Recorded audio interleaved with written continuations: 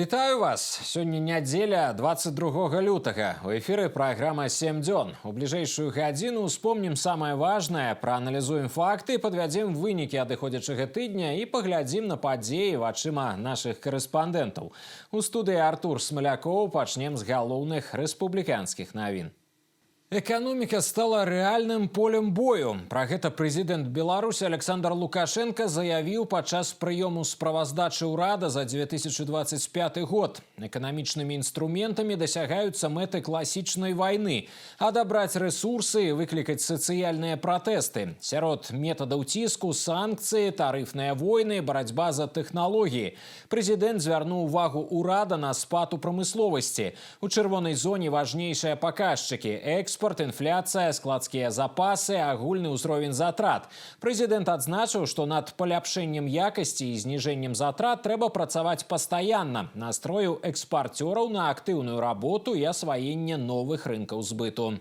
Торговля товарами на экспорт почти весь прошлый год хуже предыдущего.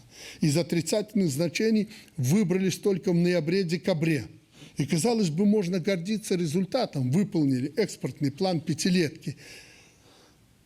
Вот только задания по экспорту конкретных товаров, которые вы сами же себе устанавливаете в прошлом году, не выполнены даже наполовину. Не просто сейчас. Провал января года говорит о том, что и будет очень непросто. Но везде есть ответственные люди, которые должны давать результат. Ребята, девчата, не будет результата. Придем к военной экономике. А военная экономика понимает, что там до 3 не разговаривают. На гэтым тыдні прэзідэнт Беларусі сустрэўся з дзяржаўным сакратаром саюзнай дзяржавы Сергеем Глазьевым. Тэмы для абмеркавання – агульны рынок, эканоміка, выбудоўванне адзінай саюзнай прасторы, міжнародная палітыка і правядзенне вышэйшага дзяржаўнага савета саюзнай дзяржавы. На ім абмяркуюць актуальны парадак дня, а таксама змяненні ў арганізацыю трансгранічнага руху паміж рэгіёнамі Беларусі і Расіі. Александр Лукашенко таксама адзначыў важную ролю Китая, які нараўне з Россией сегодня является основным партнером нашей краины. Время показало, что друзей у нас раз-два и обчелся, и друг без друга обойтись мы не можем. И слава Богу, что это время поставило нас всех на место. Поэтому накануне Высшего Госсовета у нас куча проблем, которые мы должны обсудить, прийти, возможно, к единой точке зрения. Время такое, когда нам надо быть вместе, видеть свои интересы, отстаивать их. Но у нас есть все для того, чтобы эти интересы защитить, отстоять. А зараз кароткі анонс самых важных падзей, які адбыліся ў паўночным рэгіёне краіны за апошнія 7 дзён. Стратегія на бліжэйшую пяцігодку. Дэпутаты Віцебскага абласнога савета зацвердзілі праграму сацыяльна-эканамічнага развіцця рэгіёна да 2030 года. Ніхто, акрамя нас, асабоваму саставу 103-й Віцебскай асобнай гвардзейскай паветрана-дэсантнай брыгады прадставілі новага камандзіра. У Віцебскім мікрараёне Білева ўрачыста адкрылі новы дзіцячы сад нумар 115, які ўзвялі па унікальнай для абласнога цэнтра тэхналогіі. Свята, якое збліжае. Замежных студэнтаў Віцебскага медуніверсітэта пазнаёмілі з традыцыямі масленіцы. Віцебская вобласць вызначыла стратэгію на бліжэйшую пяцігодку. Дэпутаты абласнога савета на пазачарговай сесіі зацвердзілі праграму сацыяльна-эканамічнага развіцця рэгіёна да 2030 года. Дакумент маштабны і улічвае як дзяржаўныя прыярытэты, так і спецыфіку поўначы краіны. Галоўная мэта – нівеліраваць негатыўныя фактары, такія як адток насельніцтва і недахоп кадраў, а таксама павысіць узровень жыцця людзей. У аснове праграмы 6 ключавых прыярытэтаў. Першы і самы важны – дэмаграфія і здароўе. Рэгіён накіруе больш за $1 мільярд рублёў на медыцыну і спорт. Запланавана адкрыццё медцэнтра ў Глыбокім і будаўніцтва басейнаў у 5 райцэнтрах. У эканоміцы стаўка зроблена на моцныя рэгіёны. Сфарміраваны пул са 130 прамысловых інвестпраектаў на суму больш за 6 мільярдаў рублёў. Для Віцебска гэта фармацэўтыка і прыборабудавання, для Полацка металургія, для Новаполацка банка «Нафтахімія». У аграпрамысловым комплексе курс на мадэрнізацыю. За 5 гадоў у вобласці пабудуюць 63 новыя малочна-таварныя комплексы, абновяць птушкафабрыкі і закупяць амаль 2500 адзінак тэхнікі. Гэта дазволіць у 1,5 раза павялічыць выручку аграрыяў. Программа социально-экономического развития именно направлена на то, чтобы сделать жизнь в наших регионах более привлекательной. В первую очередь через реализацию инвестпроектов. Потому что для того, чтобы люди работали, люди чувствовали себя уверенно в небольших населенных пунктах, там должно быть производство высокотехнологичное, с высоким уровнем оплаты труда. Следующий шаг, конечно, это создание благоприятных условий для жизни, развитие инфраструктуры и транспортной, и социальной. Одним из ключевых моментов, конечно, является развитие нашего туристического потенциала. Ту задачу, которую ставит перед нами президент по прорывному развитию Витебской области, мы постараемся обеспечить его выполнение. Для этого у нас практически есть все, поддержка со стороны государства, есть внутренняя мобилизация. И, конечно, уже только от нас зависит, насколько успешно мы ее реализуем. Праграма сацыяльна-эканамічнага развіцця рэгіёна прадугледжвае маштабнае будаўніцтва жылля, рамонт амаль 3000 кіламетраў дарог і абнаўленне аўтапарку для транспартнай сувязі райцэнтраў з аграгарадкамі. Плануецца, што да 2030 года забяспечанасць кадрамі ў Віцебскай вобласці дасягне паказчыка ў 97%. Кадровую палітыку, работу з моладдзю і лічбовую трансфармацыю рэгіянальных медыя абмеркавалі на калегіі галоўнага ўпраўлення ідэалагічнай работы і па справах моладзі Віцебскага аблвыканкама. У пасяджэнні прыняў удзел першы намеснік кіраўніка адміністрацыі прэзідэнта краіны Владзімір Пярцоў. Яшчэ да пачатку дыялогу гасцям прапанавалі ацаніць выставу дасягненняў рэгіянальных СМІ і грамадскіх аб'яднанняў. Размова пачалася з кадравых пытанняў. У шэрагу раёнаў важные посады застаются вакантными, а система падрыхтоўкі ідэалагічнай змены неэффектыўная. Асаблівы акцент на якасці дыялогу з людзьмі. Дамінанта гэтай работы – адзіныя дні інфармавання. У цэнтры ўвагі таксама моладзевая палітыка. Да бліжэйшай электаральнай кампаніі 2029 года моладзь рэгіёна павінна падысці падрыхтаванай і палітычна адукаванай. Асобны блок пытанняў прысвяцілі трансфармацыі і развіццю медыасферы. Вынікі дыскусіі падвёў намеснік міністра інфармацыі краіны Дзяніс Язерскі. Ён акцэнтаваў увагу на праблемных момантах. Сістэма падрыхтоўкі журналісцкіх кадраў у вобласці мае патрэбу ў перазагрузцы. Медыя павінны актыўна ісці ў сацыяльныя сеткі і месенджеры. У рэгіянальнай прэсе не хапае крытычных матэрыялаў і вострай аналітыкі. Мы видим те приоритеты, на которые мы должны сконцентрировать свое внимание. Это, конечно, присутствие нас в информационном поле. Это работа с молодежью, работа с трудовыми коллективами и населением. В идеологическую работу мы должны, а даже больше скажу, обязаны вовлекать все слои общества и присутствовать на различных предприятиях всех форм собственности. Поэтому акценты расставлены. Идеологический актив – это такие люди-многостаночники. Они получили соответствующую траекторию развития, и я уверена, что с ней достойно справиться в наступившем году. Смотря сейчас на эту работу, конечно, огромные результаты. Но самое ключевое, ни в коем случае нельзя самоуспокаиваться, потому что технологии меняются, и нам надо держать руку на пульсе.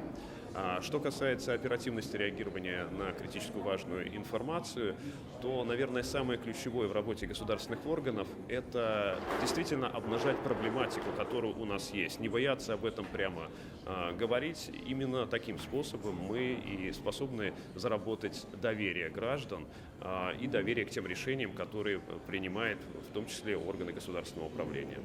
Фіналам калегіі стала цырымонія ўзнагароджання. Лепшыя ідэолагі, прадстаўнікі грамадскіх аб'яднанняў і журналісты атрымалі заслужаныя ўзнагароды за прафесіяналізм і ўклад у развіццё рэгіёна.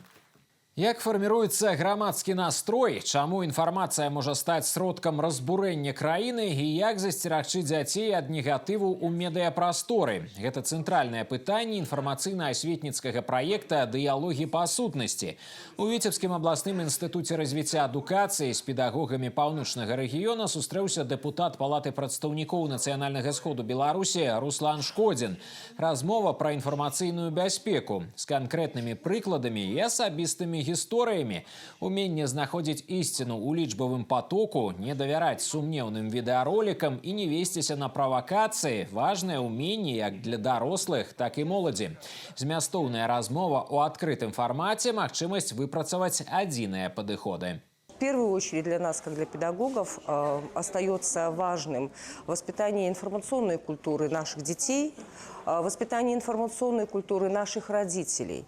И, безусловно, мы учим наших детей анализировать. Субъекты профилактики являются активными участниками нашей профилактической работы. Рассказывают о тех основах безопасности в интернет-пространстве, и это очень важно. Если на нас будут воздействовать и удастся нашим оппонентам, я говорю, противникам, нам втолковать, вбить в голову их нарративы, то, наверное, это будет самое большое поражение. Вот это самое большое поражение, которое произошло в головах, мы можем видеть у наших ближайших соседей. А мне бы очень не хотелось, чтобы в Республике Беларусь, да, наверное, никому бы не хотелось, происходили аналогичные события. Заканадаўства, нацыянальная бяспека, прамысловасць, ахова здароўя, сямейная і моладзевая палітыка. Камісіі Палаты прадстаўнікоў нацыянальнага сходу Беларусі праводзяць асветніцкую работу па многіх актуальных напрамках. Праект «Дыялогі па сутнасці» дапамагае расставіць кропкі над «і» і садзейнічае адукаванасці грамадства.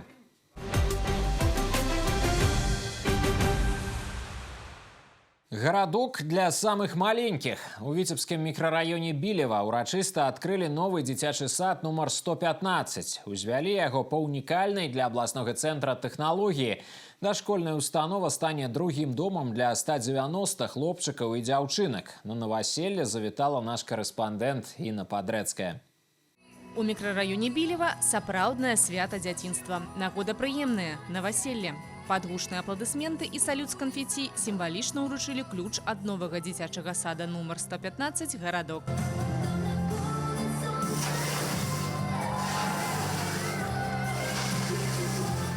Каб краіна дзяцінства працягвала прыгажэць, прадстаўнікі ўлады перадалі каштоўныя падарункі – сертыфікаты на ўмацаванне матэрыяльна-тэхнічнай базы.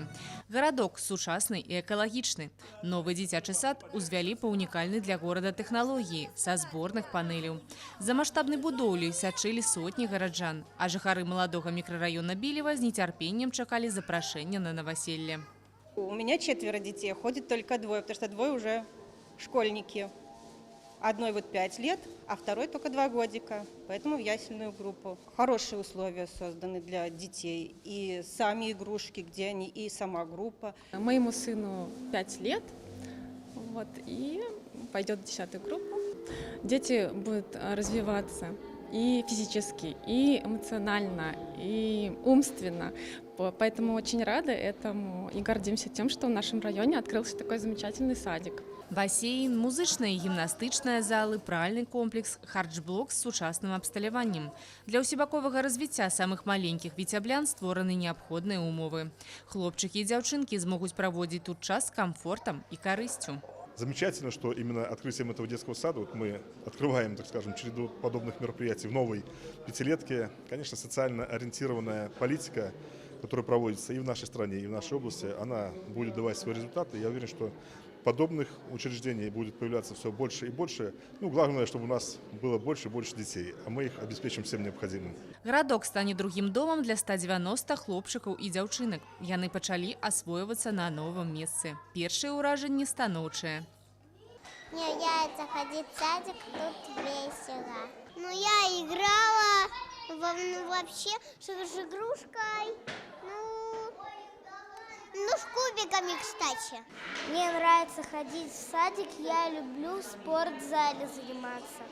Очень рады встретить были сегодня с утра наших маленьких деток вместе с родителями. У нас заполнены все группы. Детский сад у нас на 10 возрастных групп рассчитан. Это 190 воспитанников. Гарадок стаў 6-й установай дашкольнай адукацыі ў густанаселеным мікрараёне Білева. Тут дзяцінства напаўняецца радасцю і першымі ведамі. Інна Падрэцкая, Сергей Залынскі, навіны Віцебск. Старшыня палаты прадстаўнікоў, паўнаважаны прадстаўнік кіраўніка дзяржавы ў Віцебскай вобласці Ігор Сергяенка на гэтым тыдні з рабочай паездкай пабываў у Паставах. Прыняў удзел у адкрытым пасяджэнні раённага выканаўчага камітэта. Тэмай стала ўключэнне ў гаспадарчы абарот маёмасці, якая не выкарыстоўваецца, а таксама пустуючых і старых дамоў. На пастаўшчыне такой нерухомасці звыш 100 000 квадратных метраў. Ёсць станоўчыя прыклады яе прымянення. Так, на месцы старой лазні ў цэнтры горада ў хуткім часе з'явіцца гандлёва-забаўляльны комплекс. Гаворка на пасяджэнні ішла і пра праблемныя моманты пры выкарыстанні нарматыўна-прававой базы ў гэтай сферы. Проделана огромная работа по сносу неиспользуемых объектов, аварийных. И здесь хочется отметить то, что наряду с собственными средствами предприятий, которые сносили объекты, да, непригодные к дальнейшей эксплуатации, были затрачены и бюджетные средства. И хочу также отметить, что, допустим, бывшее имущество, перешедшее нам, собственность района от банкрота, площадью более чем почти 14 000 квадратных метров мы снесли в прошлом году. И на его базе сейчас, в прошлом году уже начато строительство нового современного молочно-товарного комплекса. В первую очередь, наведение порядка на земле. Это и внешний облик наших населенных пунктов, когда эти старые обветшалые здания, годами неиспользуемые, далеко создают неприглядный вид. Ну и, соответственно, стоит задача в том числе и приобретать, продавать, возможно, те, которые можно использовать в зданиях. Наверное, такой уже бум массового приобретения зданий прошел. Сегодня единичное обращение, в первую очередь, представителей бизнеса, которые покупают здания, пытаются организовать либо торговые объекты, либо объекты туризма, мини-производства. У Паставах старшыня палаты прадстаўнікоў, паўнаважаны прадстаўнік кіраўніка дзяржавы ў Віцебскай вобласці Ігор Сергяенка таксама азнаёміўся з работай пастаўскага дарожна-будаўнічага прадпрыемства і прыняў удзел ва ўрачыстым сходзе, дзе ўручыў падзякі лепшым прадстаўнікам працоўных калектываў. Базовый минимум. Рабіць покупки зручно и комфортно. Добраном пашырае прысутнасць у сельскай мясцовасці і запускае свае аўтамагазины. Першыя мабільныя гандлёвыя аб'екты вандруюць па вёсках Талачынскага раёна Віцебскай вобласці. Наведала краму, спытала меркаванні вяскоўцаў і набыла прысмакі наш корэспандэнт Юлія Устінова. Прыгожыя хусткі і скрынкі ў вачах, у кішэні спіс пакупак. У вяскоўцаў новыя традыцыі. Кожны панядзелак і чацвер абавязковы праменад. А поўдні у вызначаныя дні у вёску Валосава прыязджае яркі новенькі аўтамагазін «Добраном». Месцічы збіраюцца на шопінг і пагаварыць. Аўтакрама на калёсах зручная і утульная. Тавары на паліцах у адкрытым доступе. Убачыў, спадабалася, набыў. Асартымент не горш, чым у стацыянарных магазинах «Добраном». Больш за 400 найменняў тавараў. В нашем магазине всегда все свеженькое. Каждый день мы всегда все возим только свежее. Хлеб, молочко, колбасу, мясо, все. Ну, в общем, все. Все хорошее, все видно свежее, и цены приемлемые. Вот я заказала, мне надо печень. Мне сказали, в следующий раз привезут. Наличие продуктов отличное, можно купить все. Мы довольны. Машина приедет, мы все радуемся. Мы идем к машине, как на праздник. Добраном уважліва сочыць за попытам і добра ведае густы сваіх пакупнікоў. Адпаведна фарміруе асартымент. Хлеб, молоко і мяса, садавіна і гародніна – неабходныя рэчы для гаспадынь. У прыярытэце тавары айчынных вытворцаў. ЗАО «Добраном» на протяжении многих лет активно участвует в реализации политики государства по развитию сельских территорий и обеспечению доступности граждан Беларуси, где бы они ни проживали. Как итог этой работы, на сегодняшний день в компании функционирует более 150 торговых объектов, расположенных в малых населенных и сельских пунктах. Только за последние 2 года мы открыли более 40 торговых объектов, расположенных на селе. Учитывая требования времени, сегодня мы запускаем автомагазины с доступными ценами на уровне наших стационарных торговых объектов. У супрацоўніцтве з мясцовымі ўладамі «Добраном» запусціў 6 маршрутаў аўтамагазінаў у Талачынскім раёне Віцебскай вобласці. Абслугоўваюць 93 вёскі, каля 3500 чалавек рэгулярна атрымліваюць свежыя прадукты і іншыя неабходныя тавары па цэнах звычайных крам. 4 августа 2025 года был подписан указ главы государства номер 294, который позволил нашим крупным торговым сетевым операторам входить в сельскую местность и обслуживать сельское население. И для нас важно, чтобы продукты питания, в первую очередь, непродовольственные товары, доходили до каждого жителя нашего региона. Поэтому то, что сегодня торговые сети подключаются к обслуживанию сельского населения, это, наверное, в первую очередь в социальном аспекте подставляют плечо местным органам власти, заботясь сегодня о каждом жителе Витебской области. А во-вторых, это, наверное, показывает немножко другой уровень качественного обслуживания населения. Асаблівасць паўночнага рэгіёна вялікая колькасць малых населеных пунктаў, часта аддаленых. Важна, каб кожны і ў вялікім горадзе, і ў невялікай вёсцы меў магчымасць рабіць пакупкі зручна і камфортна. Юлія Устінова, Станіслаў Дудзін, навіны, Талачынскі раён.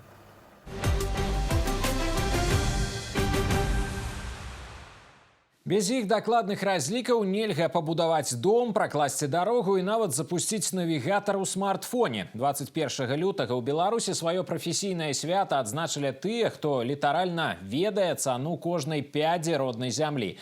Работнікі землеўпарадкавальнай і картографа-геадэзічнай службы. Нягледзячы на лічбавую эпоху, іх абавязкі застаюцца нязменнымі на працягу стагоддзяў.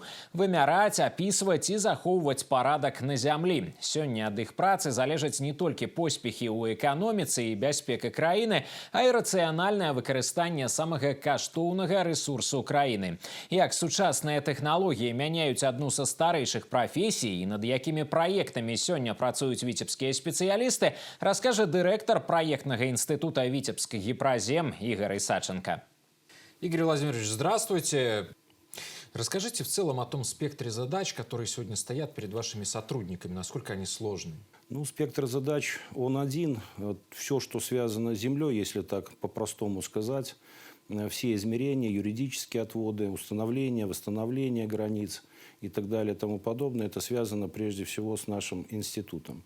То есть никакая стройка, скажем так, не начинается без отвода земли, будь то государственное предприятие юридическое или частное. Большая задача перед нами стоит, это, конечно, легализация, то, что есть поручение главы государства, еще у нас срок в течение 2 лет, это надо сделать, порядка где-то 6 тысяч граждан по заявлениям, скажем так, те, которые поступают непосредственно с землеустроительных служб нашей области. Это такая, достаточно серьезная задача.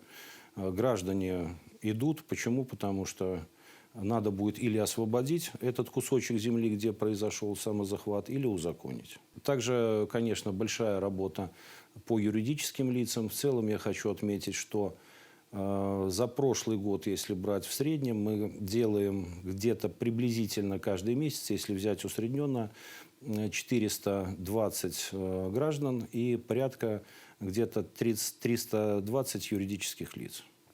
Сейчас пакет заказов есть, он достаточно большой, серьезный. Это порядка 1700 граждан и порядка 700 юридических лиц.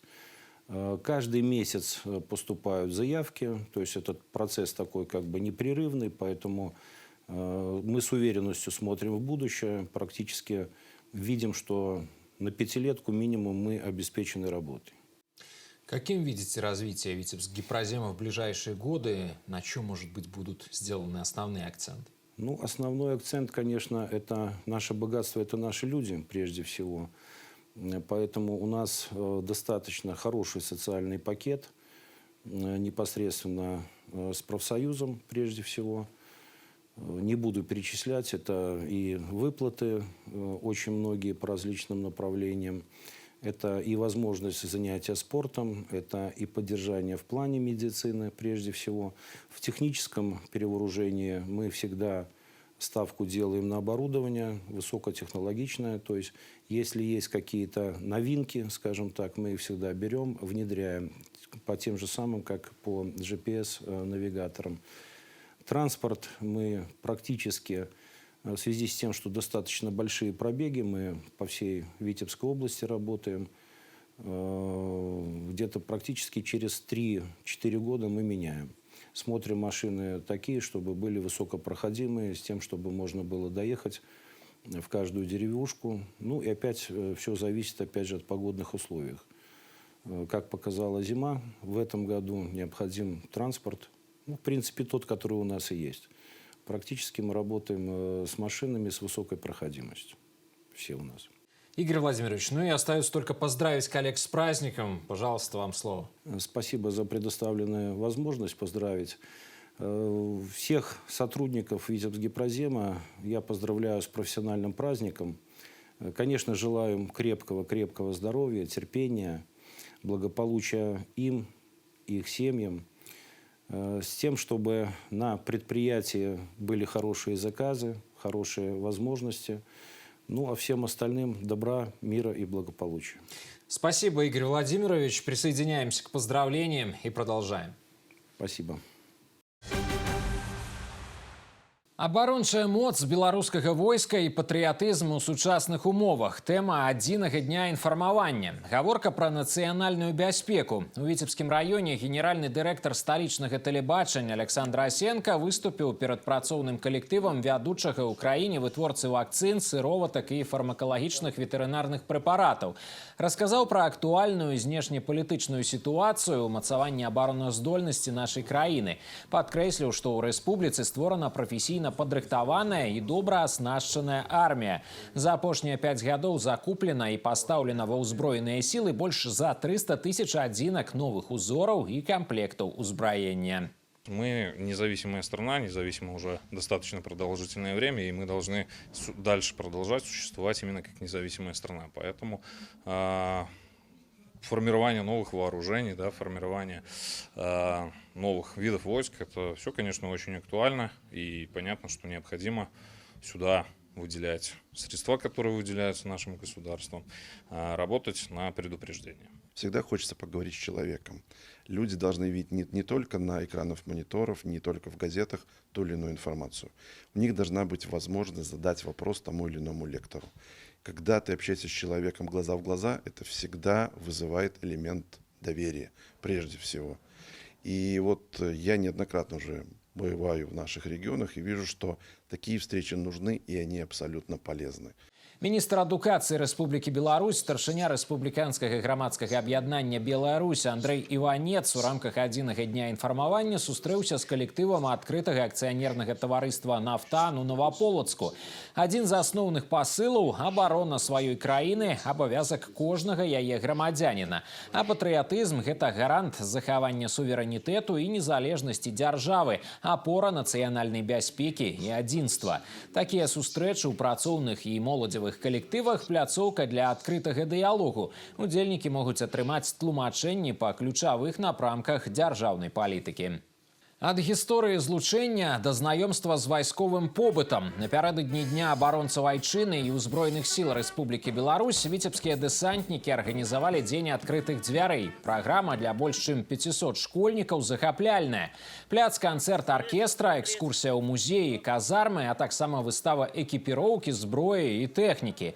Шанец не проста ўбачыць, а вывучыць баявыя машыны знутры. Такія сустрэчы са школьнікамі з элементамі прафарыентацыі ў 103-й паветрана-дэсантнай брыгадзе сталі традыцыйнымі. Магчымасць пабываць у славутым злучэнні не прапускаюць не толькі хлопцы, а і дзяўчаты. Мне понравилось, я тут первый раз, и мне понравилась установка, оркестр, все очень гостеприимно и мило. У меня тут служил брат, и, в принципе, очень хотела здесь побывать сейчас, спустя столько времени. Было интересно, что, может быть, изменилось здесь. Это очень сильно для мужчины, что мужчина служит, защищает страну, это отлично. Для детей это всегда восторг, позитивные эмоции. Они стремятся, просятся прийти в бригаду, посетить, посмотреть наше современное вооружение, военную технику. Они больше изнутри знакомятся с военным бытом, понимают, что такое армия. И у некоторых появляются мысли о поступлении на военную службу. Дети начинают понимать, что такое защита Отечества, в чем ее смысл и необходимость. Ну и, соответственно, больше узнают подвиги наших предшественников, героев Великой Отечественной войны, афганской войны, о которых мы рассказываем в комнате боевой славы. Патрыятычнае выхаванне моладзі – важны напрамак дзейнасці віцебскіх дэсантнікаў. Жадаючых пазнаёміцца з легендарным злучэннем кожны раз становіцца больш. Асабоваму составу 103-й віцебскай асобнай гвардейскай паветрана-дэсантнай брыгады на гэтым тыдні прадставілі новага камандзіра. Кіраваць праслаўленым злучэннем будзе Васіль Мазалеўскі. На страявым пляцы яго прывіталі афіцэры, прапаршчыкі і салдаты. Перад дэсантнікамі стаіць мноства прафесійных задач. Галоўнае з іх – гатоўнасць абараняць краіну і забяспечваць мір на беларускай зямлі. Поспеху ваеннаслужачым пажадаў Уладзімір Сафонаў, і ён камандаваў брыгадай на працягу 3,5 гадоў. Гвардый палкоўнік развітаўся з баявым сцягам. За бездакорную службу ва ўзброеных сілах яго прозвішча ўнесена ў кнігу пашаны воінскай часці. Указам прэзідэнта Уладзімір Сафонаў прызначаны начальнікам штаба, першым намеснікам камандуючага сіламі спецыяльных аперацый узброеных сіл Беларусі. Ну, сегодня, конечно, такой, скажем так, волнительный день. Достаточно продолжительное время я командовал 103-й отдельной воздушно-десантной бригады. Конечно, многое было пройдено. Те задачи, которые стояли перед бригадой, они выполнялись все на высоком уровне. Спасибо моему личному ставу, который в том числе делает карьеру любому офицеру. Как должность, так и новые звезды на погонах. Частичка меня как командира, конечно же, останется здесь, в нашей бригаде, с личным составом. Рад возвращению на Витебскую землю, рад возвращению в 103-ю гвардейскую воздушно-десантную бригаду. Задачи будем выполнять те, которые поставил нам главнокомандующий, те, которые предписаны нам выполнять по плану предназначения. Уверен, что коллектив 103-й бригады справится с любыми трудностями, которые могут возникнуть перед нами.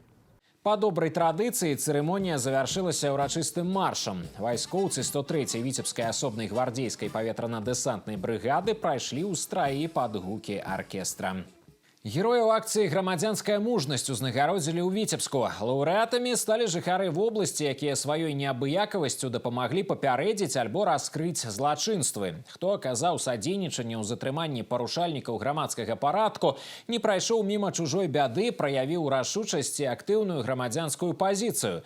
Да прыкладу, вадзіцель таксі, які зразумеў, што яго пасажырку, пенсіянерку, кібермахляры спрабуюць пакінуць без грошай. За дапамогу праваахоўнікам героем акции подяковал начальник областного управления внутренних справ Максим Суббота. Я хотел бы выразить благодарность руководству ОВД Витебского облсполкома за оказанную честь. Я считаю, что на моем месте так бы поступил каждый. Я считаю, что в этой ситуации я поступил правильно, и на моем месте так бы поступил каждый. Если мне еще раз в жизни попадется такая ситуация, я непременно обязательно встану на защиту наших граждан. Праекту «Грамадзянская мужнасць» больш за 15 гадоў. За гэты час яго пераможцамі сталі каля 100 чалавек. Вынікі акцыі традыцыйна падводзяць напярэдадні Дня абаронцаў айчыны. І гэта не выпадкова, бо яе героі ўстаюць на абарону краіны ў барацьбе са злачыннасцю.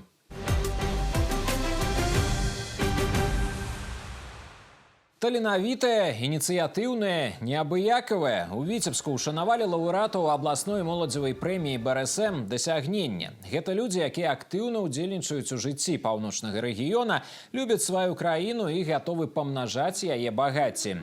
Агралідар, герой нашага часу, настаўнік моладзі. Лепшых вызначылі ў 11 намінацыях.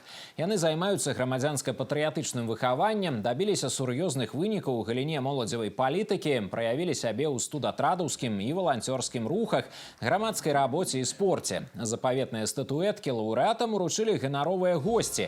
Віншаванні і пажаданні ў адрас моладзі прагучалі ад старшыні Віцебскага абласнога савета дэпутатаў Дмітрия Дзямідова. Мне очень приятно, что я попала сюда. Мне даже прям не верится. Мне интересно посмотреть на истории других, и мне самой очень приятно, что такое внимание мне уделили. Мне очень приятно, что меня номинировали. Премия достижения меня вдохновляет на то, чтобы улучшать свои работы, свои коллекции. 25-й год был очень для нас насыщенный. Это был год, где мы пробовали себя в разных конкурсах и республиканского уровня, и международных конкурсах, и открытых областных конкурсах. И довольно такой продуктивный, мы очень много работали, очень много репетиций, и шла большая подготовка к Славянскому базару 26-го года. Я никогда не была на таких мероприятиях. Для меня это очень большая честь, что нас пригласили сюда. После таких премий очень хочется дальше продвигать свой коллектив, рассказывать всем про него, про него. Юбилейная премия, юбилейное, скажем так, максимальное количество заявок, 477 заявок, это очень много. Конечно, когда мы рассматривали, очень достойные были заявлены ребята, абсолютно в разных номинациях. Номинаций у нас в этом году 11, это 6 новых номинаций в этом году добавилось. Уникальная возможность отметить людей, молодых людей, которые своим трудом, своим профессионализмом, своей активной патриотической гражданской позиции достигли знаковых результатов. Очень высокий интерес, конечно, к этой премии. Очень много заявок на получение этой премии приходит. Но ее получают, конечно же, лучшие из лучших. Сёлета моладзевую прэмію дасягнення ўручылі ў 5-й раз. Прэстыжная ўзнагарода БРСМ дазваляе моладзі заявіць пра сябе, прадэманстраваць свае таленты і натхніцца поспехамі іншых. На Олімпе адукацыйнага працэсу. Другая гімназія Віцебска прызнана лепшай установай агульнай і сярэдняй адукацыі краіны. Напярэдадні ганаровую і заслужаную ўзнагароду дырэктар гімназіі атрымаў з рук міністра адукацыі Беларусі. Адбылося гэта на выніковай калегіі ведомства. Мінулы год для установы адукацыі аказаўся плённым і багатым на перамогі. 6-й год запар лідарства ў алімпіядным заліку, медалі міжнародных алімпіяд, першае месца ў рэгіёне па здачы цэнтралізаваных іспытаў, перамога на чэмпіянаце краіны па інтэлектуальных гульнях, цэлы пералік поспехаў на рэспубліканскім і міжнародным узроўнях. Дасягненні сталі магчымымі дзякуючы майстэрству педагогаў і мэтанакіраванасці таленавітых дзяцей, для якіх няма нічога немагчымага. Больше нет в стране ни одного учебного заведения, которое было бы признано лучшим больше, чем один раз. Конечно, быть лидером – это большая честь, но при этом мы понимаем, что это всегда большая ответственность, потому что та планка высокого качества образования, которая нами задана, мы не имеем права ее снижать, стараемся только каждый год повышать, и это, конечно, путем очень серьезной и напряженной работы. Мы полностью стараемся реализовывать наш слоган «Гимназия максимальной реализации». Штодзень у прэстыжнай установе адукацыі спасцігаюць свет ведаў амаль 1200 навучэнцаў. Разбірацца ў тонкасцях вучэбных прадметаў гімназістам дапамагаюць больш за 100 педагогаў, сапраўды улюбёных у сваю справу. Акрамя адукацыйнага працэсу, у гімназіі паспяхова рэалізуюць творчы і спартыўны патэнцыял дзяцей. У свеце фэшн-ведаў школьнікі і навучэнцы каледжаў на адзін дзень сталі студэнтамі факультэта дызайну Віцебскага дзяржаўнага тэхналагічнага універсітэта.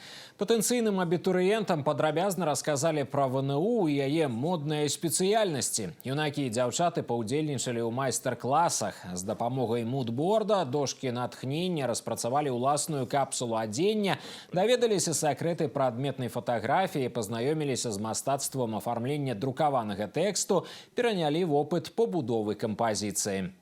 Это, во-первых, очень модный вуз, самый модный вуз страны. Я люблю творчество, дизайн, стиль, одежду, и это мне очень близко по душе, и хотелось бы продолжить путь в этом университете. Я никогда здесь раньше не была, но мне кажется, это очень хорошая возможность, чтобы почувствовать себя в роли студента, прочувствовать, как вообще учиться здесь. Выбрала факультет дизайна, потому что мне в целом нравится творчество, нравится придумывать различные концепции того, как я вижу одежду. Мне очень было интересно посмотреть, как быть самим студентом. Я хочу поступать на факультет дизайна, потому что мне это нравится, мне это подходит, и душа только туда и лежит. Творчая атмасфера самага моднага факультэта Віцебскага дзяржаўнага тэхналагічнага універсітэта натхніла студэнтаў напоўніць зіму яркімі фарбамі. Зялёны дзень, аб'яўлены ў ВНУ, абнавіў палітру і зрабіў вясну крыху бліжэй. 15 декабря мы провели Only Pink Day. Почему розовый был первый? Потому что это цвет, который у многих и у абитуриентов, и у студентов ассоциируется именно с нашим факультетом. Сегодня, в преддверии весны, мы решили ее побыстрее созвать, поэтому мы выбрали цвет спокойствия, цвет, наверное, какого-то нового начала, да, старта и движения. Поэтому, так как наши абитуриенты, которые сегодня к нам тоже пришли в рамках другой акции, начинают свой путь, и это ассоциируется с зеленым цветом, но студентов мы пытаемся так немножечко, так сказать, пробудить на новые свершения и достижения.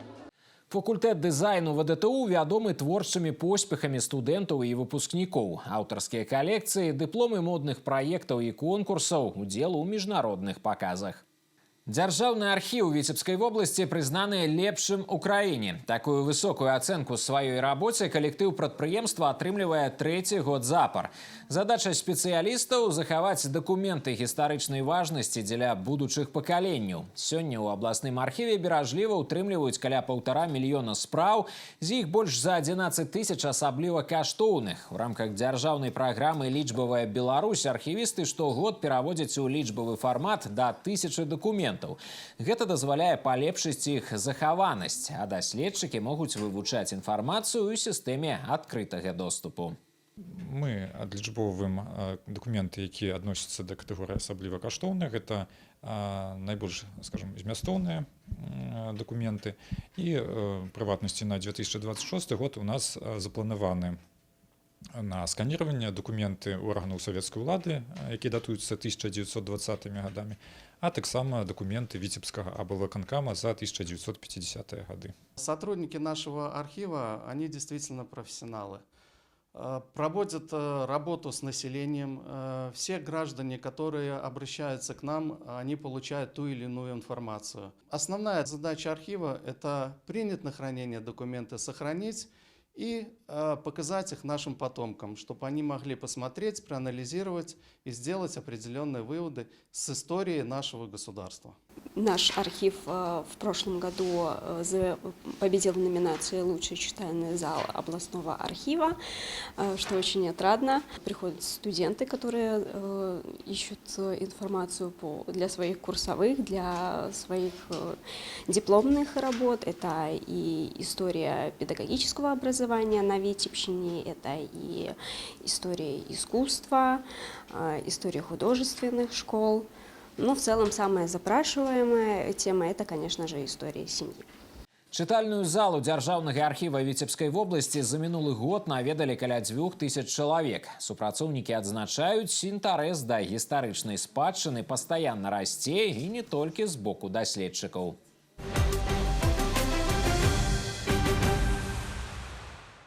Я слово родное лаўлю. Віцебскія студэнты і школьнікі напісалі агульную дыктоўку да Дня роднай мовы. Яе арганізавалі ў абласной бібліятэцы імя Леніна. Падчас літаратурнай імпрэзы прагучалі вершы на беларускай мове, творы класікаў і паэтаў-землякоў, музычныя кампазіцыі. Стаўленне да роднага слова асаблівае, з любоўю і павагай. Гэтай тэме прысвечаны і тэкст дыктоўкі, твор Геннадзя Бураўкіна.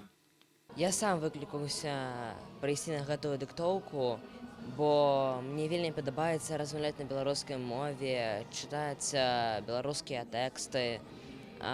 Саму беларускую мову я полюбіў, дзякуючы майму настаўніку Галіне Цярэнцевне. Я вельмі люблю чытаць Владимира Краткевича, Якуба Колоса, Янку Купалу і Яна Баршэўскага. Студенты Витебского филиала Международного университета МИЦО падрыхтавалі для наших гледачоў вершы класікаў, юбіляраў Олега Лойкі, Янкі Сіпакова, Геннадзя Бураўкіна і, канешне, класіка нацыянальнай літаратуры, якому сёлета спаўняецца 135-годдзе з дня нараджэння Максіма Богдановича. Гэтая праца на карысць роднага слова, яна такая неаднадзённая. Гэта тая праца, якую мы вядзем штодзень, папулярызуючы беларускае слова, беларускую кнігу і ідучы з ёю да чытача. Увесь тыдзень у Віцебскай абласной бібліятэцы імя Леніна прысвечаны Дню роднай мовы. Сустрэчы з пісьменнікамі і мовазнаўцамі, прэзентацыі кніг і літаратурныя экспазіцыі. Тэматычную выставу плакатаў «Энергія роднай мовы» прэзентавалі студэнты і выкладчыкі кафедры дызайну Віцебскага дзяржаўнага тэхналагічнага універсітэта. Свята, якое збліжае. Замежных студэнтаў Віцебскага дзяржаўнага медыцынскага універсітэта пазнаёмілі з традыцыямі масленіцы. Ад ваджэння карагодаў да запальных танцаў і спартыўных спаборніцтваў. Упрыгожваннем святочнай праграмы сталі традыцыйныя абрады. А адным з самых яркіх момантаў – конкурс хуткага паядання бліноў. Традыцыйная масленічная страва ўсім прыйшлася даспадобы. Менавіта так, шумна і весела, беларусы здаўна праводзілі зіму і рыхтаваліся да надыходу вясны. Студэнты са Шры-Ланкі, Судана, Індыі, Егіпта, Лівана і іншых краін, якія ўпершыню ў жыцці ўбачылі снег, прыехаўшы ў Віцебск, аказаліся вельмі ўражаны беларускімі народнымі традыцыямі. Очень нравится белорусская кухня. Очень вкусно готовят. Когда я сюда приехала, я удивилась, как красиво тут зима, как снег идет. Я первый раз вижу снег здесь. Люблю Масленицу за красочность, за спектр различных эмоций, за хороводы, за то, что мы все вместе, мы сплоченные. Этот праздник сближает и делает из нас огромную, большую, дружную семью. Все люди очень позитивные, приятное мероприятие, и это здорово, что вообще такое происходит. Кульмінацыяй свята стала спальванне пудзела. Гэты старадаўні абрад сімвалізуе развітанне з зімой, духоўнае ачышчэнне і збавенне ад хвароб і нягод. Масленіца ў Віцебскім медуніверсітэце – гэта свята сяброўства, якое паказвае, што традыцыі аб'ядноўваюць.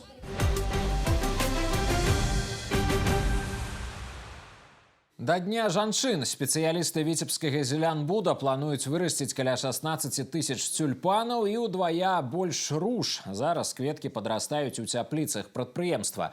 У той час, як на вуліцы ўстойлівыя маразы, тут выконваюцца тэмпературны і паліўны рэжымы. Кожная расліна атрымлівае неабходную колькасць вільгаці і цяпла. Саспелыя бутоны кветкаводы зразаюць і рыхтуюць да продажу. Адбываецца гэта кожную раніцу. З аранжарэі ружы і тюльпаны отправляются на прилавки крам. К 8 марта мы планируем вырастить 30 тысяч роз. Дальше они поэтапно пойдут по мере каждого сорта, как они выходят. Что-то раньше, что-то позже. В этом году вообще мы планируем выйти на цифру 200 тысяч роз за год. Выращиваются у нас 7 сортов. Бордо, белые, кремовые, лососевые, также двухцветные. Джамиля и All-Star. Для выращивания тюльпанов у нас поддерживается температурный режим. То есть, когда мы их садили, у нас была температура плюс 5, плюс 6, а сейчас вот в стадии цветения у нас плюс 16. Поливаем мы их по мере надобности, то есть каждый день их поливать не надо. Вот земля подсыхает, мы их поливаем. Акрамя руж і тюльпанаў, спецыялісты зелянбуда зараз вырошчваюць каля мільёна саджанцаў петуній, аксамітак і бягоній. Кветкавыя кампазіцыі традыцыйна ўпрыгожаць вуліцы, скверы і плошчы Віцебска. Высаджваць першацветы пачнуць у красавіку, як толькі дазволіць надвор'е. Віцебскі мастацкі музей открывае новыя імёны мастакоў-аквалерыстаў. Тут прэзентавалі выставу «Вада, фантазія, мэта». У экспазіцыі работы 3 маладых мастакоў – Олега Голуба, Яўгена Герасімені і Ірмы Латковіч. У сваёй творчасці яны выкарыстоўваюць розныя падыходы, метады і прыёмы, у тым ліку ўласцівыя майстрам Віцебскай мастацкай школы. Асноўныя тэмы – прырода і архітэктура беларускіх гарадоў, этнічная самабытнасць, экалогія і філасофскія разважанні. У сваіх работах аўтары імкнуцца перадаць шматграннае хараство і прыгожасць роднага краю. Пры гэтым пакідаюць прастору для фантазій. Витебский областной краеведческий музей уже давно реализует проект «Витебская акварель», в который включает в себя ряд выставок, как республиканских, так и международных. И совсем недавно у нас прошел открытый фестиваль «Праздник акварели» в Витебске, цель которого была показать не только знаменитых витебских акварелистов, но и открыть новые имена в акварели. В процессе передвижения, путешествия, допустим, по путешествию по Беларуси, по России, что-то увижу и всегда какие-то делаю заметки, а потом стараюсь это впечатлить. Сейчас я пишу как маслом, так и акварелью. Разные техники, разные подходы. Акварель — это, конечно же, про смелость в первую очередь, лично для меня, про цвет, про даже порой необычные и спонтанные цветовые сочетания, какие-то технические приемы касаемо лессировок, касаемо заливок, которые могут появиться в самых неожиданный момент. Акварель – своеасаблівы бренд паўночнага рэгіёна. Пазнаёміцца з выставай маладых акварэлістаў у Віцебскім мастацкім музеі можна да 15 сакавіка.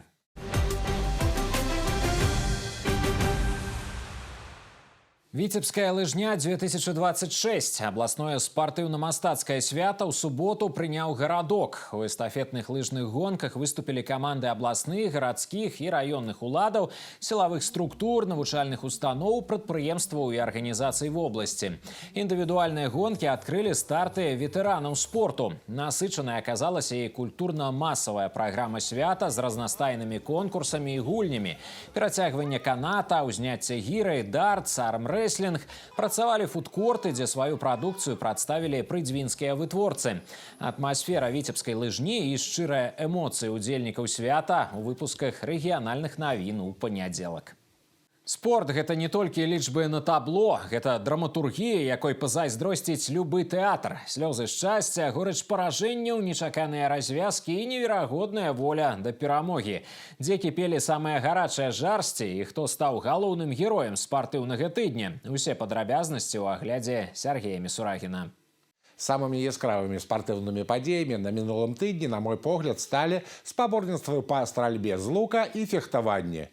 Маладое пакаленне лучнікаў прыняло ўдзел у першынстве вобласці. Гэта прадстаўнікі Цэнтра алімпійскага рэзерву і спартыўнай дзіцяча-юнацкай школы прафсаюзаў «Виктория». Мацнейшых вызначалі у камандным заліку і міксце. Эти соревнования у нас являются уже отборочными к спартакиаде РБ 2011 года и моложе, также первенство Республики Беларусь, которое пройдет в городе Минске 4-7 марта.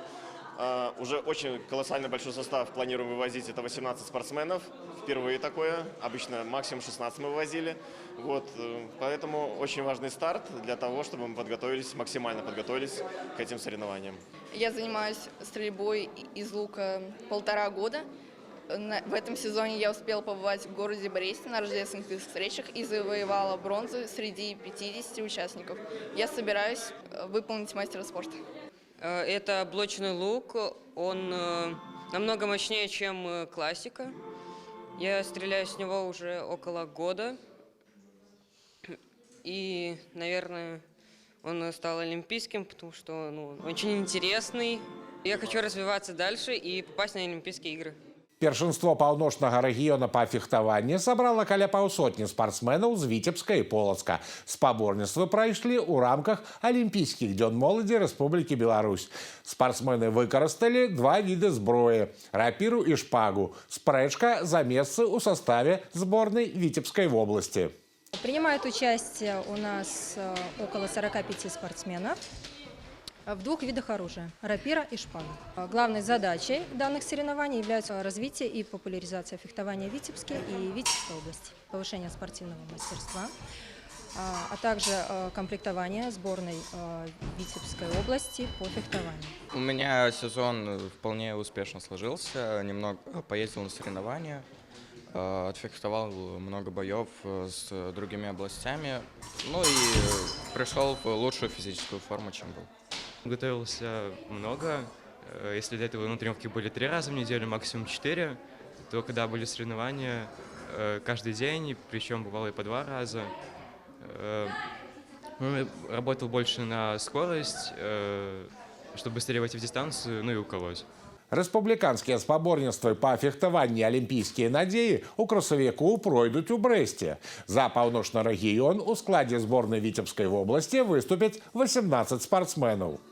На наступным тыдні адкрыты чэмпіянат і першынство Рэспублікі Беларусь па біятлоне прымуць у Раўбічы. У грудні будзе ладзіцца Кубак краіны па цяжкай атлетыцы. Адкрытае першынство краіны па лёгкай атлетыцы пройдзе ў Магілёве. Запланаваны хакейныя паядынкі, баскетбольныя матчы і валейбольныя сустрэчы. Рэспубліканскі цэнтр алімпійскай падрыхтоўкі па зімовых відах спорту Раўбічы стане месцам правядзення адкрытага першынства і чэмпіянату Рэспублікі Беларусь па біятлоне. Спартсмены паўночнага рэгіёна будуць прэтэндаваць на медалёвы п'едэстал як у спрэчцы дарослых спартсменаў, так і ў юніёраў.